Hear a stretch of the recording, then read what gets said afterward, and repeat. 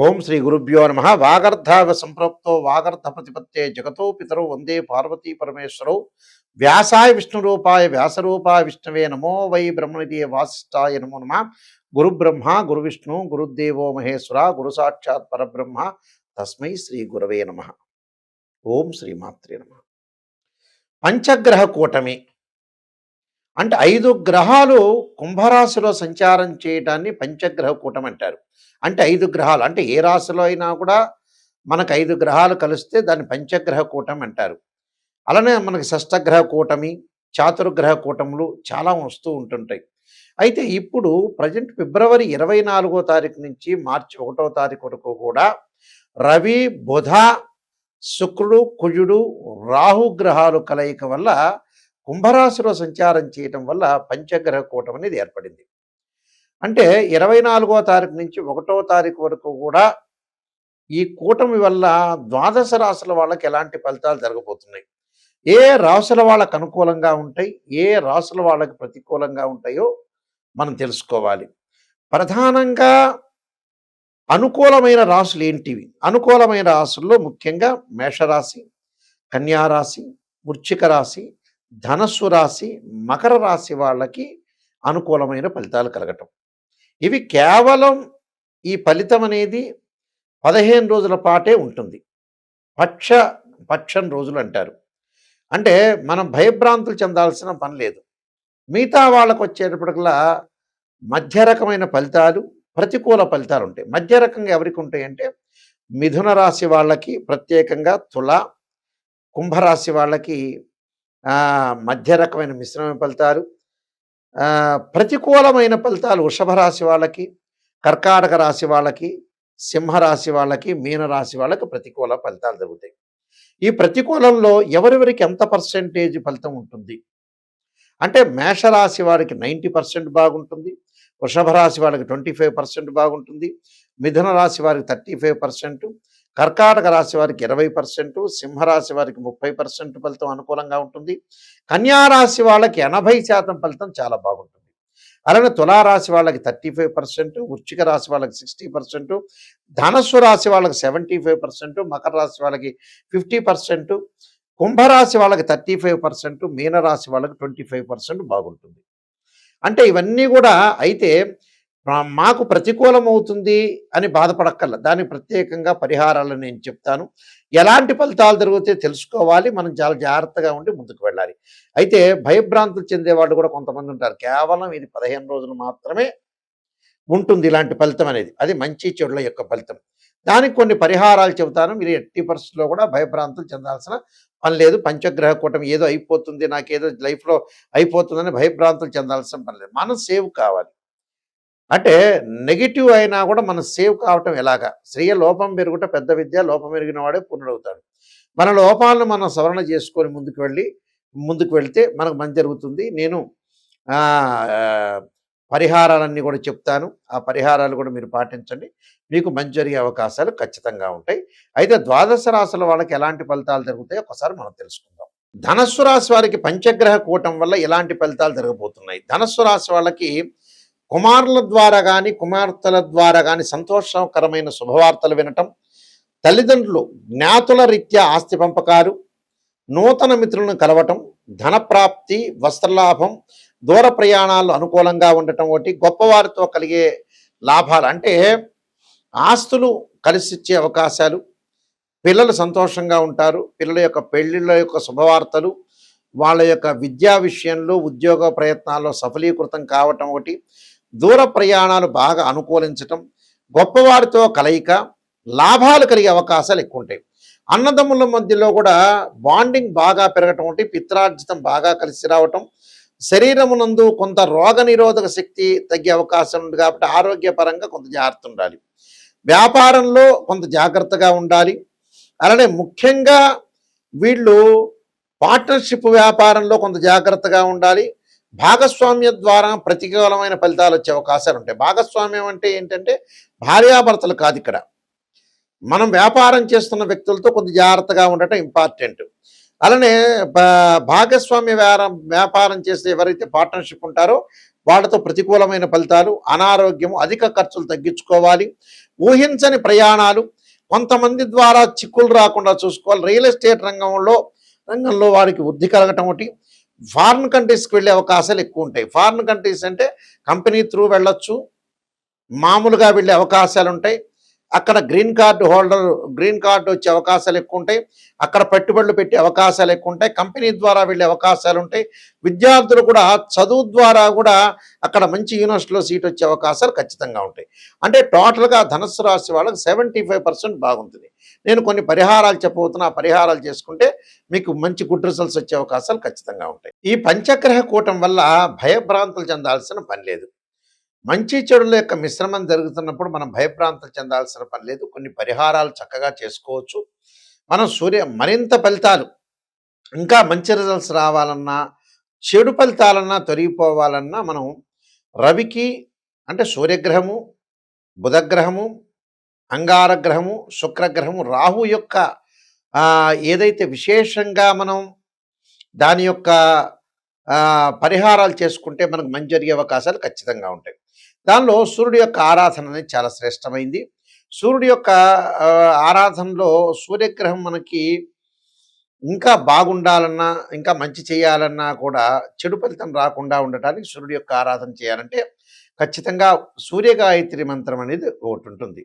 అంటే ఆదివారం సూర్యగాయత్రి మంత్రం చదువుకోవాలి. ఈ 15 రోజుల పాటు కూడా 1వ తారీఖు వరకు పంచగ్రహ కూటం ఉన్న ఇంకో పైన కూడా ఇంకొక వారం పాటు ప్రతిరోజు కూడా సూర్యుడి యొక్క మంత్రము, అంగారకుడి యొక్క మంత్రము, శుక్రుడి యొక్క మంత్రము, బుధగ్రహ మంత్రం, రాహుగ్రహ మంత్రం చదువుకుంటే చాలు. అవి ఎన్నిసార్లు? ఒక 5 సార్లు చదువుకున్నా సరిపోతుంది. వాళ్ళు ఉదయం పూట కుదరని వాళ్ళు సాయంత్రం పూట చదువుకోవచ్చు. సూర్యుడి యొక్క ఆరాధనలో ముఖ్యంగా ఆదిత్యాయ విద్మహే సహస్రకిరణాయ ధీమహే తన్నో సూర్య ప్రచోదయాత్ అనే మంత్రాన్ని, అంటే సూర్యగాయత్రి మంత్రం అంటారు. అంగారకుడి యొక్క ప్రభావం ఉందంటే అంగారకాయ విద్మహే శక్తి హస్తాయ ధీమే తన్నో భౌమ ప్రచోదయాత్ అనే మంత్రాన్ని, అలానే బుధుడు బాగలేదంటే నారాయణాయ విద్మహే వాసుదేవాయ ధీమే తన్నో విష్ణు ప్రచోదయాత్ అనే మంత్రాన్ని, బుధగ్రహం బాగలేని వాళ్ళు, కొద్దిగా వ్యాపారపరంగా అనుకూలంగా ఉండాలనుకునే వ్యక్తులందరూ కూడా బుధగ్రహం యొక్క అనుకూలత ఉంటే మనకు మంచి జరుగుతుంది. దాంతోపాటు ప్రత్యేకంగా రాహు అర్ధకాయ మహావీరం చంద్రాదిత్య విమర్ధనం సింహకాగర్భ సంభూతం తం రాహుం ప్రణమామ్యం అనే మంత్రాన్ని చక్కగా చదువుకోవచ్చు. అలానే శుక్రుడి యొక్క దోషం పోవాలి, శుక్రుడు అనుకూలంగా ఉండాలి అని అంటే ఖచ్చితంగా ఓం శుక్రాయ నమః అనే మంత్రం కానీ, మహాకాళి, మహాలక్ష్మి, మహాసరస్వతి మంత్రాన్ని చదువుకోవటం కూడా చాలా మంచిది. దాంతోపాటు విద్యార్థులకు అనుకూలంగా ఉండాలంటే దక్షిణామూర్తి స్తోత్ర పాలనం చేయటం, ఆరోగ్యపరంగా ఇబ్బందులు కలుగుతున్నాయంటే శరీరే జర్జరీభూతే వ్యాధిగ్రస్తే కళేవరే ఔషధం జాహ్నవీతోయం వైద్యో నారాయణ హరి అనే మంత్రాన్ని చక్కగా చదువుకోవటం కూడా చాలా మంచిది. అయితే ఇవన్నీ కూడా గోచారరీత్యా చెప్పబడే ఫలితాలు అంటారు. బర్త్ చార్ట్ కాదు, ఎప్పుడైనా గమనించాలి. గోచారం అనేది 20% సపోర్ట్. అలానే బర్త్ చార్ట్ అంటే ఏమిటి? బర్త్ చార్ట్ అంటే ఒక చెట్టు ఉంటుంది, ఆ చెట్టు కింద వేళ్ళు ఉంటాయి. ఆ వేళ్ళు అనేది బర్త్ చార్ట్. అంటే మనం పుట్టినప్పుడు date of birth, time, place of birth తీసుకుని మ్యాథమెటికల్గా క్యాలిక్యులేషన్స్ వేసి D16 చార్ట్స్ ఉంటాయి. చాలామంది కూడా D16 చార్ట్ చూడరు ఈ మధ్యకాలంలో. పాతకాలం వాళ్ళం కాబట్టి మేము చూస్తుంటాం. కానీ 95 నుంచి నేను ఆస్ట్రాలజీలో ఉన్నాను కాబట్టి ఇవన్నీ కూడా మేము వంశపారంపర్యంగా చెప్పే వ్యక్తులం కాబట్టి మేము చెబుతూ ఉంటాం. రాశిచక్రం అంటే డివిజనబుల్ చార్ట్స్ అంటారు. అంటే ఓ డాక్టర్ దగ్గరికి వెళ్ళిన తర్వాత ఎక్స్రే చూసిన తర్వాత తెలియవట్లేదమ్మా, ఇంకా ఐడెంటిఫికేషన్ చేయలేదంటే సిటీ స్కాన్, ఎంఆర్ఐ స్కాన్ చేస్తారు. ఇలానే రాశిచక్రంలో మనం తెలియదనుకుంటే ఒక వివాహం గురించి నవాంశాన్ని కూడా చూడాలి. D9 చార్ట్ అంటారు. వృత్తిపరంగా అనుకూలంగా లేదనుకోండి D10 చార్ట్ అంటారు. అలానే సప్తమాంశం అంటే సంతానపరంగా ఇబ్బందులు కలుగున్నా అంటే సంతానం. అలానే 16 లగ్న కుండళ్ళు ఉంటాయి. అంటే దశమాంశము, ద్వాదశాంశము, త్రింశాంశము, ఖవేదాంశము, అక్షవేదాంశం ఉంటుంది, షష్టాంశం అని. ఇలాంటి లగ్న కుండలన్నీ ద్రేకాళం దగ్గర నుంచి అన్ని లగ్న కుండల్ని చూస్తే దానికి మ్యాచ్ చేయాలి. యాక్చువల్గా చాలామంది తెలియదు. ఒక వివాహాన్ని చూసేటప్పుడు కేవలం రాశిచక్రం చూస్తారు. వాస్తవంగా పురాతన పద్ధతిలో వైదిక ఆస్ట్రాలజీలో కానీ, కేపీ సిస్టంలో కానీ మేము అన్ని సిస్టమ్స్ చూస్తాం. కేపీ కానీ, పరాశర కానీ, వైదికం కానీ. ఈ వైదిక సిస్టంలో కానీ ఎక్కడైనా సరే కేపీ సిస్టంలో సబ్ లార్డ్స్ ఉంటాయి. సబ్ లార్డ్ అని ఉంటాయి. అయితే ఇక్కడ వైదిక ఆస్ట్రాలజీలో ఒక వివాహాన్ని మనం నిర్ణయం చేయాలంటే రాశిచక్రము, భావచక్రము, నవాంశం ఇంపార్టెంట్. ఒక వృత్తిపరంగా మనం చూడాలంటే రాశిచక్రము, భావచక్రము, దశమాంశం ఇంపార్టెంట్. ఇలాంటి క్యాల్కులేషన్స్ ఉండాలి. అంటే తనుభావము, ధనభావము, తృతీయ భావం సోదర భావము, చతుర్థ భావం తల్లి వాహనాలకి, పంచమ భావం సంతానానికి, షష్టమ భాగం రోగాలు, రుణాలు, క్రెడిట్ సంబంధించిన భావం, సప్తమ భావం వివాహ భావము, అలానే అష్టమం ఆయుష్ భావము, అలానే భాగ్యస్థానము 9వ భావం అంటారు. 10వ భావం వృత్తికి సంబంధించింది. అలానే 11 లాభభావం, అలానే 12వ భావం ప్రేమలు, ఎక్స్పెండిచర్స్ ఇవన్నీ తెలిసేది 12th హౌస్ అంటారు. దీనికి భావాధిపతులు ఉంటారు, రాశ్యాధిపతులు వేరు, అక్కడుండే గ్రహము వేరు. అందువల్ల 3 రకాలని మనం క్యాలిక్యులేషన్ చేయాలి. D16 చార్ట్ చేయాలి. ఏ లగ్నాల వాళ్ళకి ఏ దశలు కలిసి వస్తాయో కూడా చూడాలి. ఇవన్నీ చూడకుండా ఏదో చిన్నగా చూసిన తర్వాత ఎవరినో చిన్న చిన్న వాళ్ళని మీరు అప్రోచ్ అయ్యి ఎప్పుడైనా గమనించండి. ఆస్ట్రాలజీ పరంగా ఏంటంటే ఫుల్ ఫ్లెడ్జ్డ్ నాలెడ్జ్ అనేది ఉండాలి. అతను చిన్న వ్యక్తా, పెద్ద వ్యక్తా, లేకపోతే ముసలితనం వచ్చిందా, ఇలాంటివన్నీ చూడొద్దండి. ఎందుకంటే యాక్చువల్గా ఏంటంటే ఇప్పుడిప్పుడు మాకు తెలిసినంత ఆస్ట్రాలజర్ కొంతమంది 4-5 సంవత్సరాల్లో కొంతమంది ఏజ్డ్ పర్సన్స్ వాళ్ళు కూడా వచ్చున్నారు. కొంతమంది వాళ్ళు ఏదో చాలా కాలం నుంచి దీర్ఘకాలం నుంచి ఉంటున్నారు అనుకోవద్దండి. ఎవరు నిజమైన వాళ్ళు, ఎవరు క్వాలిటీ ఉన్నారు, ఎవరు బాగా చెప్పగలుగుతారు, ఎవరు సమర్థులు అనేది మీరు తెలుసుకోండి. చాలామంది కూడా నా దగ్గరికి వచ్చేవాళ్ళు పాపం చాలామంది కూడా వాళ్ళు కరెక్ట్ చెప్పట్లేదు గురువుగారండి, ఏదో పొగిడేశారని. పొగట్టం కాదు, నెగిటివ్ ఫస్ట్ తెలుసుకోండి. ఏ ఆస్ట్రాలజర్ దగ్గరికి వెళ్ళినా కూడా నెగిటివ్ తెలుసుకోండి. శ్రేయ లోపం పెరుగుట పెద్ద విద్య, లోపం ఎరిగిన వాడే పూర్ణుడవుతాడు. మనం నెగిటివ్ తెలుసుకొని ముందుకు వెళ్తేనే మనం పాజిటివ్ అయ్యే అవకాశం ఉంది. దానికి కొన్ని పరిహారాలు చేసుకోవచ్చు, ముందుకు వెళ్ళొచ్చు. అలానే www.nayakanti.com, www.nayakanti.com, .in అని 2 ఉంటాయి.